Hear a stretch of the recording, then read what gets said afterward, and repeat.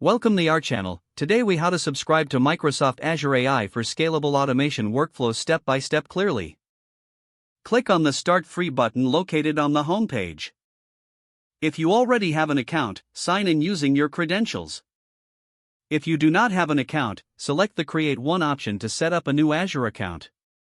Fill in the required information to create your Azure account. Verify your identity through the email or phone verification process. Once your account is created and verified, log into the Azure portal.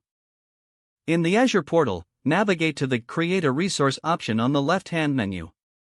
In the search bar, type Azure AI and select it from the list of available resources. Review the service details and click on the Create button. Fill out the form with the required information, such as subscription, resource group, and instance details. Choose the appropriate pricing tier based on your project requirements. Review the terms and conditions, then check the box to accept them. Click on the Review plus Create button to proceed. After reviewing your configuration, click the Create button to initiate the subscription process. Wait for the deployment to complete, which may take a few moments. Once the deployment is finished, you will receive a notification in the portal.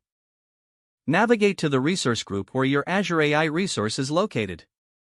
You can now access your Azure AI service and begin creating scalable automation workflows.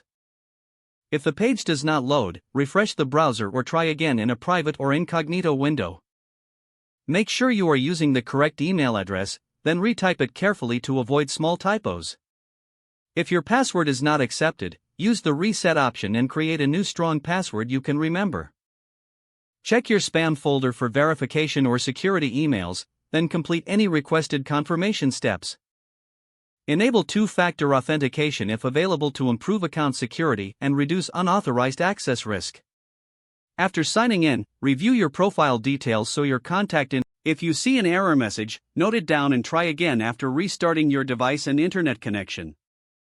Log out when you finish, especially on shared devices, to keep your account and payment information secure.